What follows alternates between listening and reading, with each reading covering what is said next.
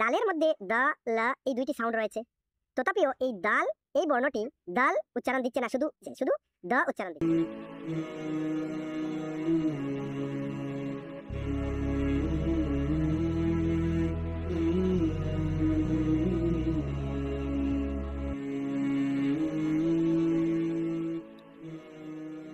আলিফুন বা তা উন সা জিমুন হা উন খা উন দাল।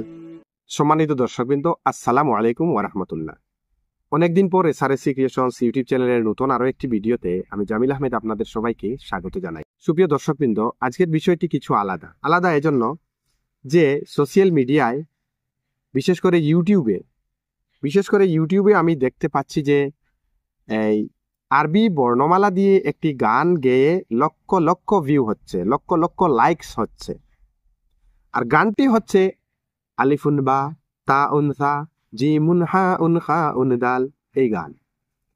এই গানের মধ্যে কতটা যে সমস্যা রয়েছে তা আপনি হয়তো ধরতে পারেননি। আপনি হয়তো সুর ভালো লেগেছে, সুমধুর হয়েছে, এজন্য সুরের সহিত শুনেছেন। যেহেতু লক্ষ লক্ষ ভিউ হচ্ছে, তাই এই গানটির একজন দর্শক আপনিও হতে পারেন। আপনি সুরের জন্য শুনেছেন, কিন্তু তার ভিতরে প্রবেশ করেননি, গভীরতম দিকে আপনি প্রবেশ করেননি। সেখানে কোনো সমস্যা হচ্ছে কি না সে বিষয়টি হয়তো আপনি লক্ষ্য করেননি। তাই এই গানের উপর আমার কিছু প্রশ্ন রয়েছে। তো এই প্রশ্নগুলি নিয়ে আজকের ভিডিওতে আমি এসেছি। আপনিও যদি আরবি ভাষার সঙ্গে সম্পর্কিত হন, তাহলে আপনারও এই ভিডিওটি দেখা খুবই জরুরি আমি মনে করব। ভিডিওটি স্কিপ করবেন না। তো দেখুন, এই গানটিতে গাওয়া হয়েছে আলিফুন বা তা উন সা জিমুন হা উন খা উন দাল, এইভাবে গাওয়া হয়েছে, আপনি শুনছেন। এইভাবে গানটি গেয়ে শেষের দিকে বলা হচ্ছে যে হাজি হরফুল হিজা, যে এগুলো হচ্ছে আরবি বর্ণমালা। আচ্ছা, আপনি বলুন তো, যদি আপনার মাতৃভাষা বাংলা হয়, আপনি যদি বাংলা ভাষা জানেন ভালোভাবে, তাহলে বাংলা বর্ণমালাগুলো আপনি জানেন, চিনেন। বাংলা বর্ণমালা হচ্ছে ও আর রস্বই দীর্ঘই স্বরবর্ণ, তারপর ক খ গ ঘ, এগুলো হচ্ছে ব্যঞ্জন বর্ণ। তো এই যে বর্ণ, এই সমস্ত বর্ণগুলোকে একসঙ্গে বর্ণমালা বলা হয়। এবার আমি যদি ক এর সঙ্গে ঔকার যুক্ত করি, ক ঔকার কৌ, তাহলে ক বর্ণটির সঙ্গে ঔকার যুক্ত করছি, তারপর সেই কৌ সাউন্ডটি বা উচ্চারণটি বর্ণ কি রয়েছে, এটাকে কি আর বর্ণ বলতে পারি? নিশ্চয় না। এটা কি হয়েছে? একটি অক্ষর হয়ে গিয়েছে। যখনই শব্দের মধ্যে প্রয়োগ হয়, তখনই বর্ণটি হয়ে যায় অক্ষর।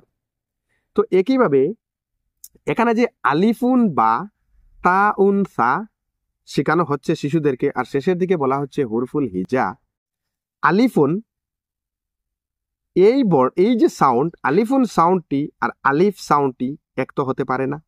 যদি আলিফ বর্ণ হয়ে থাকে, তাহলে আলিফুন এই সাউন্ডটি তো বর্ণ হওয়ার কথা নয়। কারণ এখানে দেখুন, যখনই আলিফ থাকছে, আর আলিফের আসল উচ্চারণ হচ্ছে কি? আলিফের আসল উচ্চারণ হচ্ছে আ, তার নাম হচ্ছে আলিফ। এই আ সাউন্ডের যখন আমরা বর্ণ লিখি, হরফ লিখি, তখন সেই হরফটির নাম হচ্ছে আলিফ।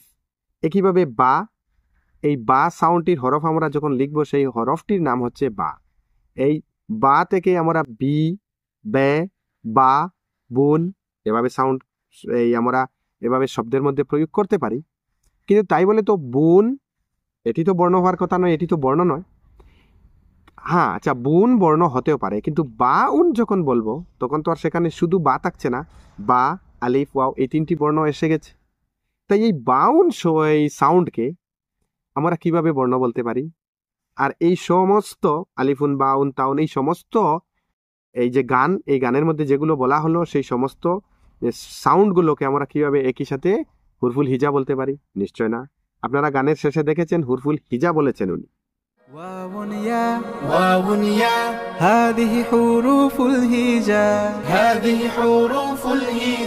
তো আরো একটি বিষয় আপনারা আরো পরিষ্কার হয়ে যাবেন, যখন আমি জিমুন বলবো, জিমুন, ধরুন জিমুন বলছেন, উনি বলছেন আলিফুন বা তা উন সা জিমুন হা, জিমুন বলছেন।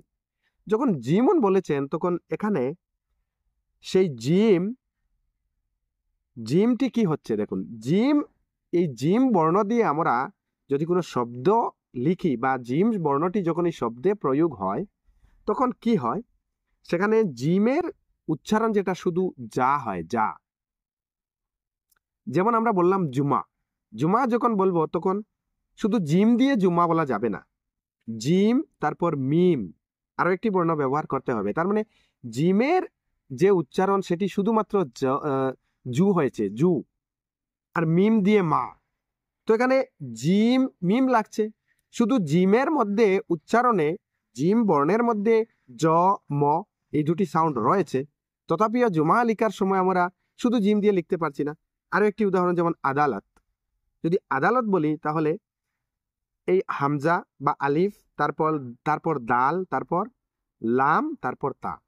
এখানে দালের মধ্যে দ ল এই দুইটি সাউন্ড রয়েছে, তথাপিও এই দাল এই বর্ণটি দাল উচ্চারণ দিচ্ছে না, শুধু দ উচ্চারণ দিচ্ছে, শুধু দ উচ্চারণ দিচ্ছে। যেমন আদালত, হামজা, দাল, লাম, তা, তারপর হচ্ছে আদালত, তারপর হচ্ছে আদালত। না হলে তো হামজা, দাল, তা আদালত হয়ে যেত, কারণ আ দাল তা আদালত হয়ে যেত, কিন্তু হচ্ছে না। তার মানে দাল বর্ণটি কখনো দাল উচ্চারণ দেয় না, শুধু দ উচ্চারণ দিয়ে থাকে।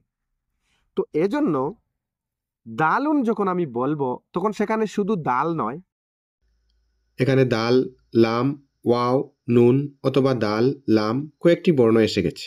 কয়েকটি বর্ণ একত্রিত করে যখন আমি একত্রিত করে কি করছি, দালুন উচ্চারণ করছি, তখন এটি একটি শব্দ হয়ে গিয়েছে। তো শব্দ হওয়ার পর এই শব্দগুচ্ছকে, কয়েকটি শব্দকে একত্রিত করে কি আমি সেটাকে বর্ণমালা বলতে পারি? না।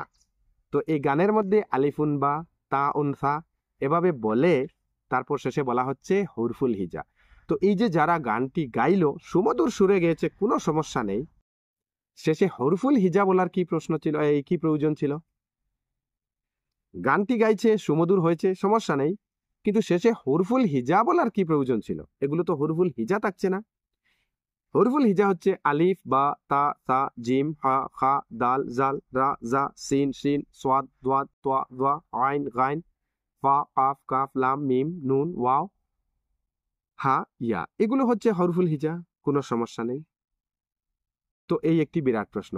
তাছাড়া আরো একটি বিষয় আপনি লক্ষ্য করবেন, কোরআন শরীফের মধ্যে আমরা অনেকগুলি সূরা পাই যেগুলো শুরুর দিকে কিছু না কিছু হরফ দিয়ে শুরু হয়েছে, যেমন আলিফ লাম মিম, তোয়া সিন, হা মিন, হা মিম, আলিফ লাম র।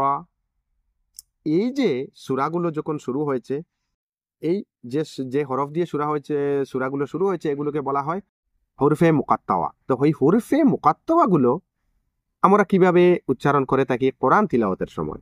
আলিফ লাম মিম, তো এভাবে উচ্চারণ করলাম। এখানে এই যে আলিফ লাম মিম, এই যে হরফে মুকাত্তাওয়া রয়েছে, এগুলোকে কি আরবি কোনো গ্রামার দিয়ে আলিফুন, তারপর লামুন, তারপর মিমুন এভাবে কি তেলাওয়াত করা যায়? এভাবে কি উচ্চারণ করা যায়? কখনো না। তাহলে এই এই যে বর্ণগুলো রয়েছে, এই যে হরফগুলো রয়েছে, এগুলোর বৈশিষ্ট্য, এগুলোর ক্যারেক্টার হচ্ছে আলিফ বা তা। এভাবে এগুলোকে কোনোভাবেই বর্ণের পরিচয় দিতে গিয়ে আলিফুন বলা যাবে না, বাউন বলা যাবে না। হয়তো নাম বলার জন্য, নামবাচক শব্দ প্রকাশ করার জন্য কেউ বাউন বলতে পারে, কিন্তু একই সাথে আলিফুন বা, তা উনসা, যখন বা বলবে তারপর সাউন কেন বলবে? বাউন বললে সাউন বলতে হবে, সাউন বললে তারপর কি বলতে হবে? যদি সাউন হয় তাহলে জাউন হবে, জিমুন কেন হবে? দেখুন, গুরুত্বপূর্ণ বিষয়, যদি যদি সাউন বলা হয় তার মানে সা আলিফ ওয়াও যুক্ত করা হয়েছে, সাউন বলা হচ্ছে, তারপর জিমুন কেন বলা হবে? এখানে জিম যে বর্ণ রয়েছে, এই জিমের তো এই শব্দ বা উচ্চারণ জিম নয়, যা। তাহলে জাউন বললে সেই একই ধারাবাহিকতায় অগ্রসর হবে। এখানে আলিফুন বা, তা উনসা, তারপর জিমুন বলা হচ্ছে। জিমুন বললে কি কি আসছে? এখানে জিম, মিম, ওয়াও বদলে গেছে। আর এই যে হরুফে মুকাত্তাওয়ার কথা বললাম, এখানে তো আলিফুন, লামুন, মিমুন উচ্চারণ করা যায় না, আলিফ লাম মিম এভাবে পড়তে হয়। তাহলে এই বিষয়টি খুবই গুরুত্বপূর্ণ বিষয়। এই এই গানটি অনেক ব্যক্তিরা হয়তো শুনেছে, অনেক আলিম উলামারা হয়তো শুনেছে, কিন্তু এই বিষয়ের উপর কোনো প্রশ্ন করতে আমি দেখছি না। এই বিষয় যখন আমার কাছে প্রশ্ন হিসাবে আসছে, কেন আসছিল প্রশ্ন হিসাবে আমি বলছি। এই আমার ক্লাসে একদিন কয়েকটি শিশুরা এভাবে গান শুরু করলো, আলিফুন বা তাউন সা। আমি শুনেই তাদের গাওয়া শুনেই আমি বুঝতে পারলাম যে শিশুদের মনে এই গানটি আকর্ষণ করে ফেলেছে। আর শিশুরা যদি হুরফুল হিজা হিসাবে আলিফুন বা তাউন সা এইভাবে শিখে তাহলে এখানে একটি সমস্যা এসে যাবে। তাই এই বিষয়টি আমি কিছু জ্ঞানী ব্যক্তিবর্গের সঙ্গে আলোচনা করলাম। তারা বলল যে এই বিষয়টি গুরুত্বপূর্ণ বিষয়, তবে সঠিক হচ্ছে না ভুল হচ্ছে সঠিক বলা যাচ্ছে না, এই বিষয়ে কিছু গবেষণা করা উচিত, কিছু স্টাডি করা দরকার। তো তারপর তাদের সঙ্গে আলোচনা করার পর বিভিন্ন কথা হলো। আর তখনই আমি ভাবলাম যে এই বিষয়ের উপর একটি ভিডিও প্রস্তুত করে সোশ্যাল মিডিয়ায় ছেড়ে দেব। হ্যাঁ, তো যদি আপনার আরবি ভাষার সঙ্গে সম্পর্ক থেকে থাকে তাহলে নিশ্চয়ই আপনিও এই বিষয়টিকে গুরুত্বপূর্ণতা সহকারে নেবেন আর বিষয়টি নিয়ে আলোচনা করবেন, স্টাডি করবেন। আর ভিডিওর মধ্যে হয়তো আমি কোনো ভুলও করে বসতে পারি, আমার চিন্তা হয়তো ভুল হয়ে যেতে পারে বা সঠিকও হতে পারে। যদি ভুল হয়ে যায় তাহলে আমি আমার কথাগুলো ফিরিয়ে নেব, শুদ্ধ বিষয়ে এসে যাব। আর যদি সঠিক হয় তাহলে এই বিষয়টি নিয়ে এই গানটির উপর চিন্তা করতে হবে, সেই গানটিকে বয়কট করার প্রয়োজন কি প্রয়োজন নাই সে বিষয়ে চিন্তা করার দরকার রয়েছে। তো সুপ্রিয় দর্শকবৃন্দ, বিষয়টি আপনার কাছে কেমন গুরুত্বপূর্ণ লাগলো কমেন্ট বক্সের মধ্যে জানাবেন। ভিডিওটি পছন্দ হলে লাইক করবেন, আর আমাদের চ্যানেলে নতুন দর্শক হলে চ্যানেলটি সাবস্ক্রাইব করে পাশে থাকা নোটিফিকেশন বেল অল করে রাখবেন। ভিডিওটি শেষ পর্যন্ত দেখার জন্য ধন্যবাদ।